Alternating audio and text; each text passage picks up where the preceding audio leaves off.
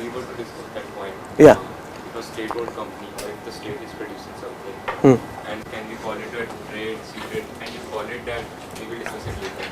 Yeah. You called the term, I didn't get there. Right. See, as I said, trade secret is information that has independent economic value, number one.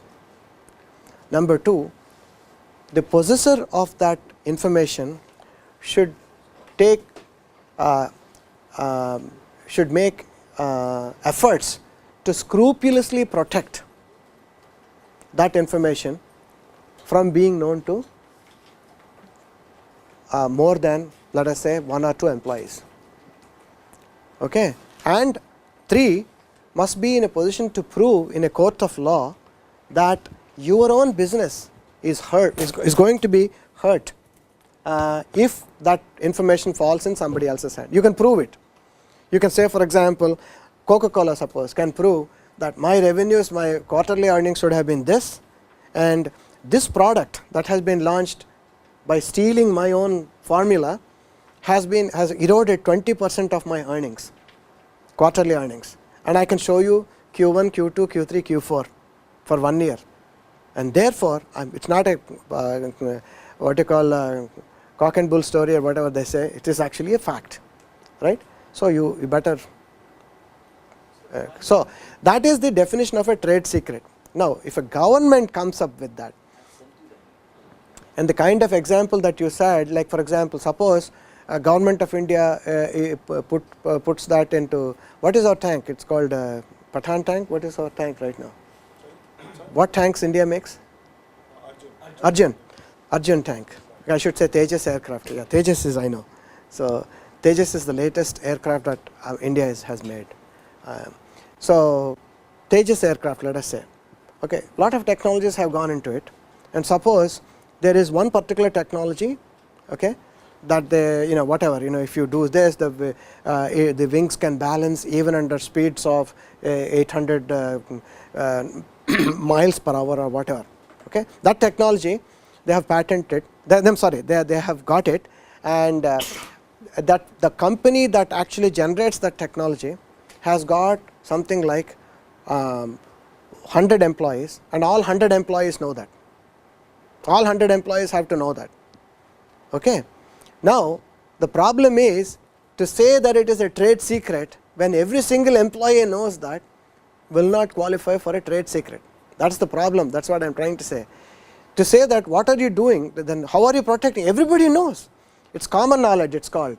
If every employee of the company knows something that the company is doing, and that too it is such a highly secretive thing, I mean, not high secretive thing, but something of great value, exceptional value, everybody knows, then that becomes common knowledge and does not qualify as a trade secret.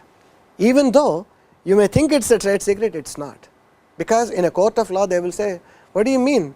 Everybody who comes in knows, and when they leave, and then again new employees come, again they will also know this. So it is not. So that is why usually what happens, factory information, okay, for example, cannot be a trade secret, because all the factory employees will be knowing factory practices. You know what I am trying to say? Yeah. So other was the case of the algorithm. Suppose at a point of time the algorithm doesn't holds a value, but later after a time, suppose is there any right possible that if any company, the algorithm itself don't have any value, but if any company made this software, and if the company uses that algorithm, then the company will have to pay the licensing fees. No, you have to be more careful than that. Company, first of all, algorithm you said, right? So now, I guess, would you guys mind if I sit down? Okay. See, the algorithm has to be valuable for something, otherwise it cannot qualify for a patent. Remember, it should be novel, useful and non-obvious. Second condition is useful. So if you developed a computer algorithm and it is useful for something, otherwise it is an abstract idea, it will not be patentable. In fact, by the way, computer programs are not patentable in India. They are also not patentable in Europe, but they are patentable in the US. okay, provided you can prove that it is not an abstract concept. It is useful. For example, if you put that computer program on a CD and insert it into a computer, now that computer can operate as a machine and do some operation that it cannot do otherwise, and that operation is useful. Suppose you are the first inventor of Microsoft Excel. Okay. So, let us say you came up with this computer algorithm that essentially do quantifications, right, and will be useful for whatever, preparing balance sheets and preparing what you call income statements, and preparing financial statements of all kinds. Now, that is a practical value, because companies do have to prepare balance sheets and income statements every year, every quarter. You know what I am trying to say? So, you can say that I prepared this Microsoft Excel, I wrote this Microsoft Excel algorithm and it is useful for this. So, therefore, I will give you a patent.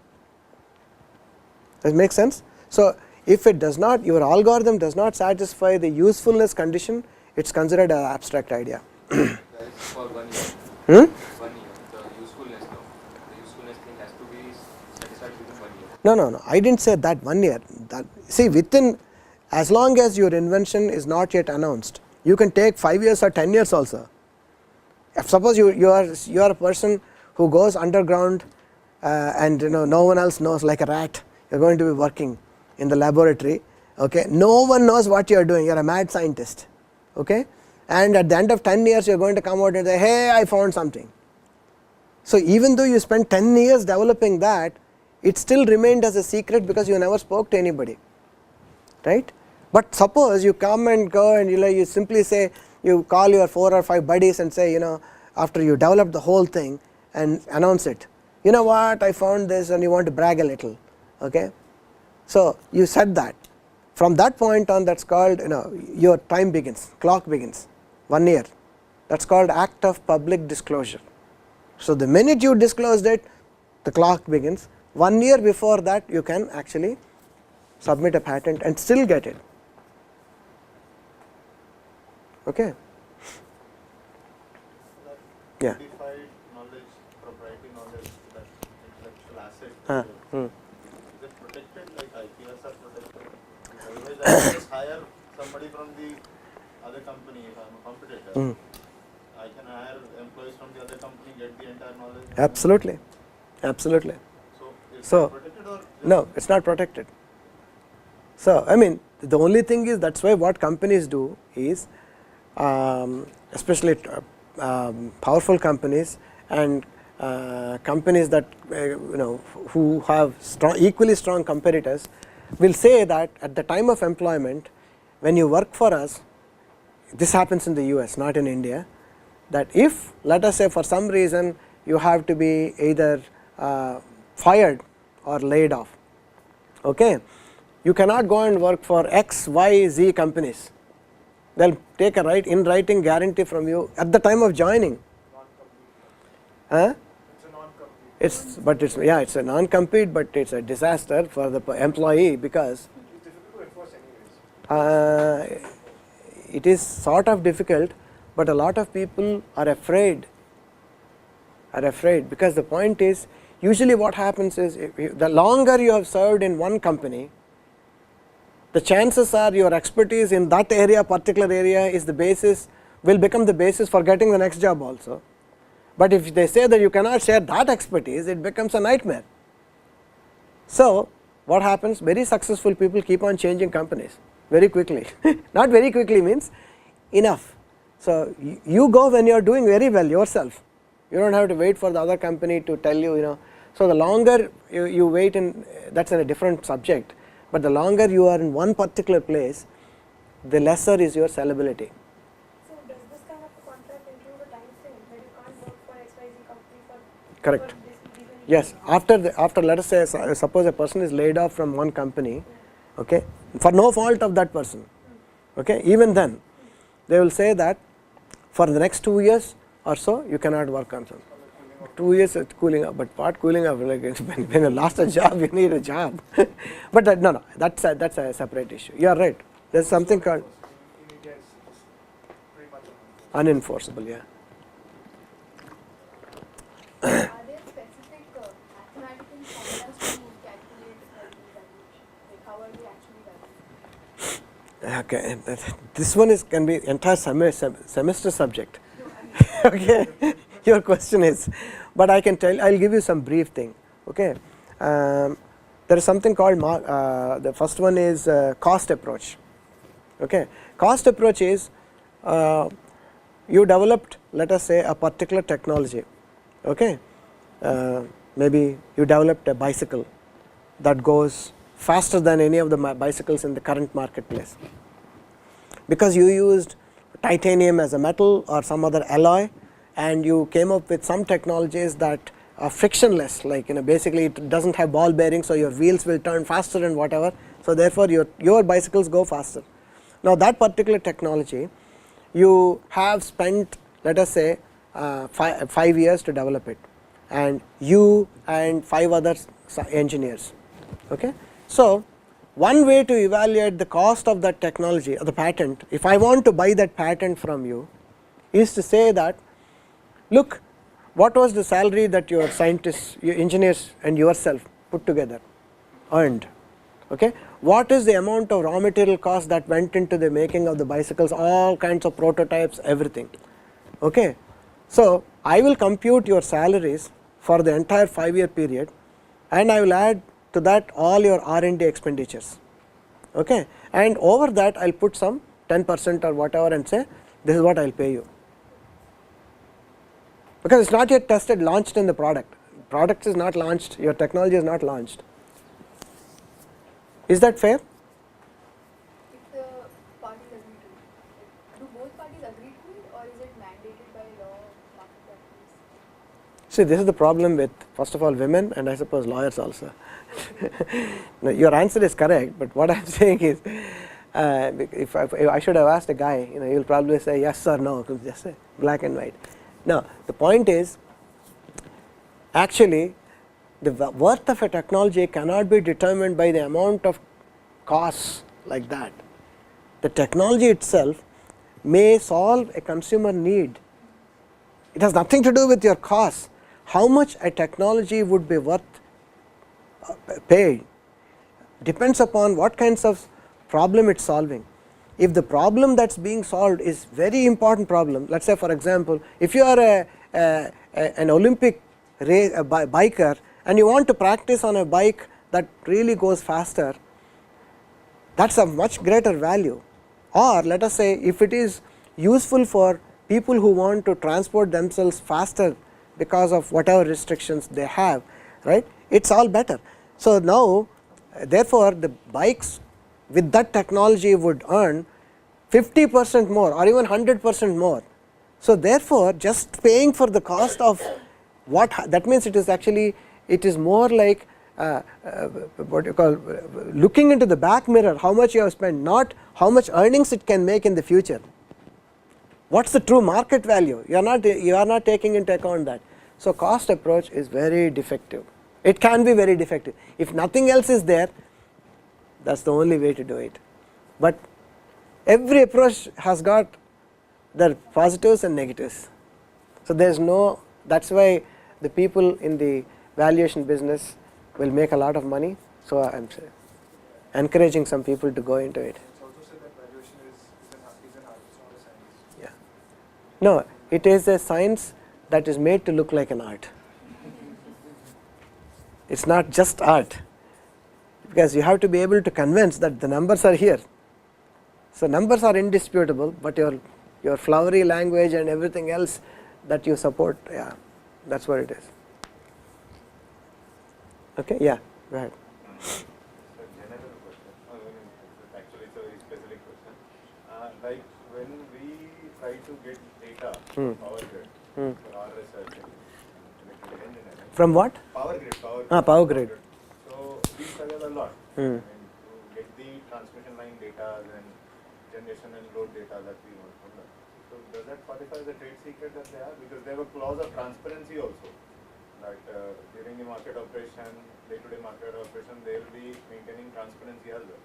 that data is very crucial for us. To just see, I mean, if there is an outage or there is a blackout, what caused it, or was there any problem with the planning as well. So does that qualify as a trade secret, the data that they have?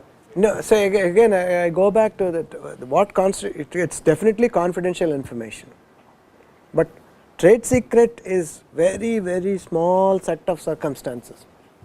Okay, you have to be a business, that information has to have independent economic value, and that information must be, you must be able to show that you are scrupulously protecting it. Very few employees of the companies know it. All of those conditions it has to be satisfied, otherwise you can't fight it in a court of law.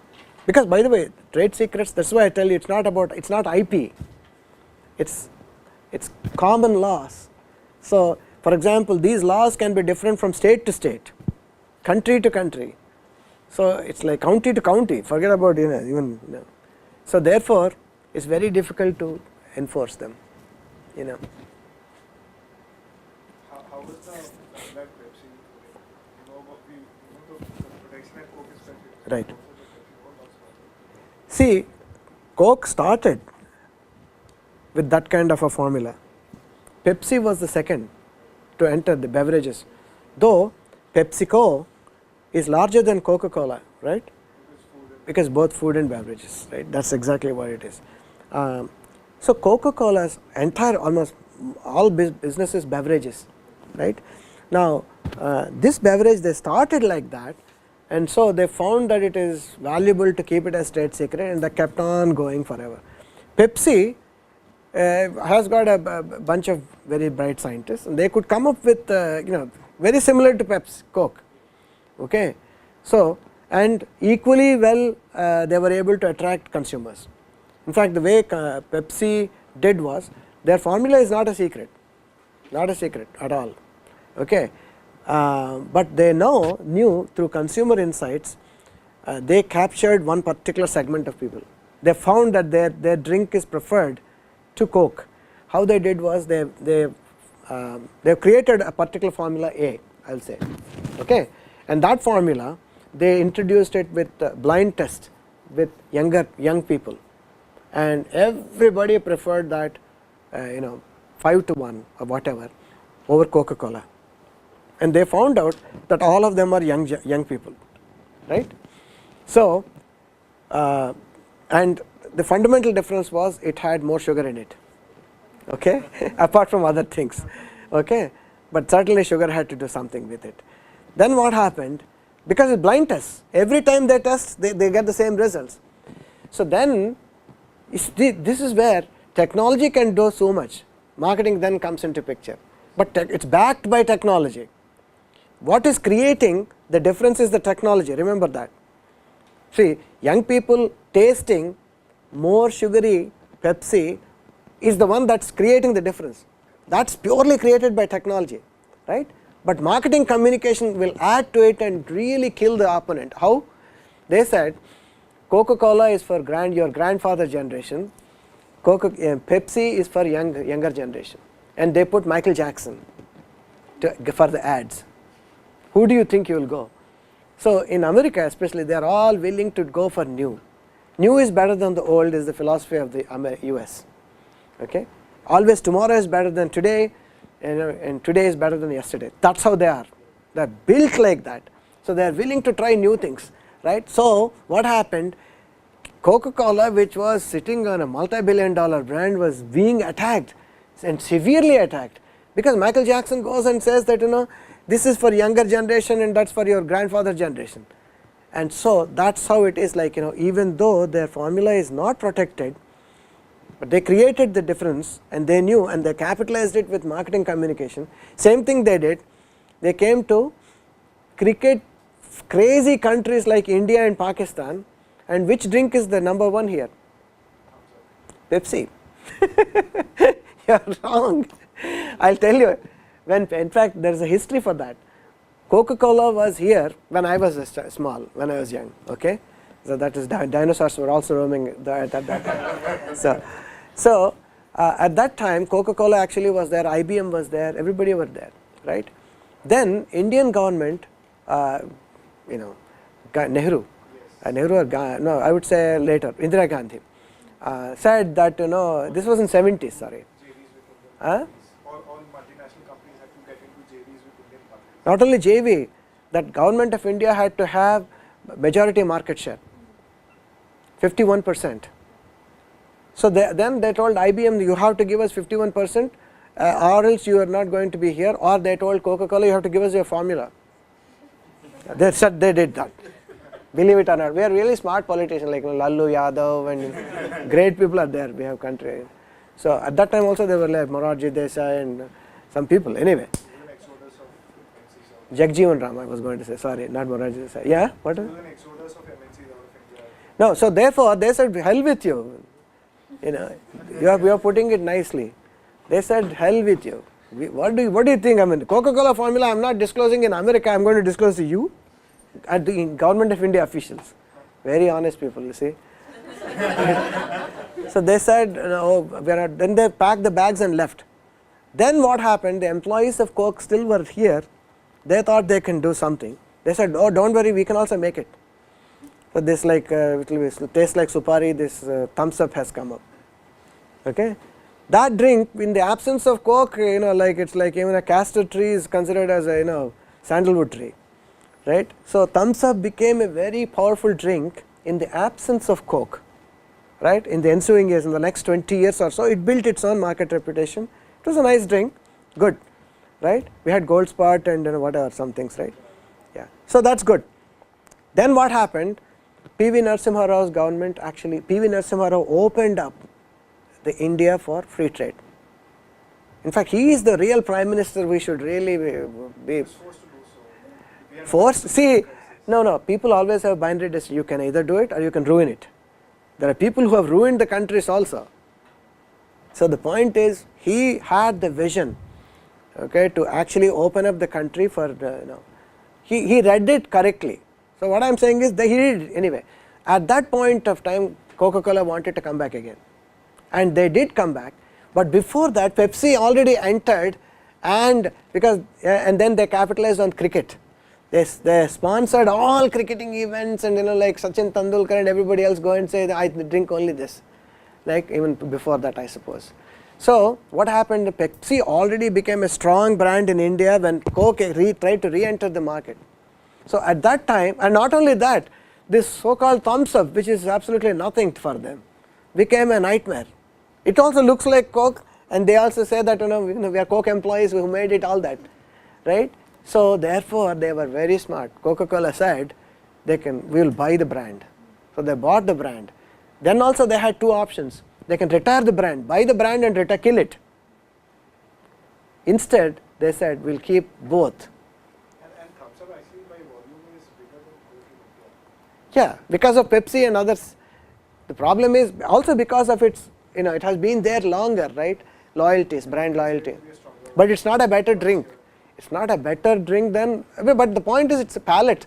Whose palate is better? The question is, if I like hot food and you like mild food, if you say that mild food is better, I'll say, my God. See, and vice versa, right? So that's what it is. So like that, but really thumbs up is, by quality, is now nowhere near Coke. But it has its own, this thing. And so Pepsi, Coca-Cola is now kept its thumbs up in its portfolio of products in India. This is the story of the Cola Wars. Yeah, Cola Wars. Oh, the Cola Wars are also different. Somebody else came and said, you have PCBs. Oh yes. Yeah, there's a very big problem for them. It became both, but Coca-Cola in particular, also Pepsi Cola, just because of groundwater contamination and all that story.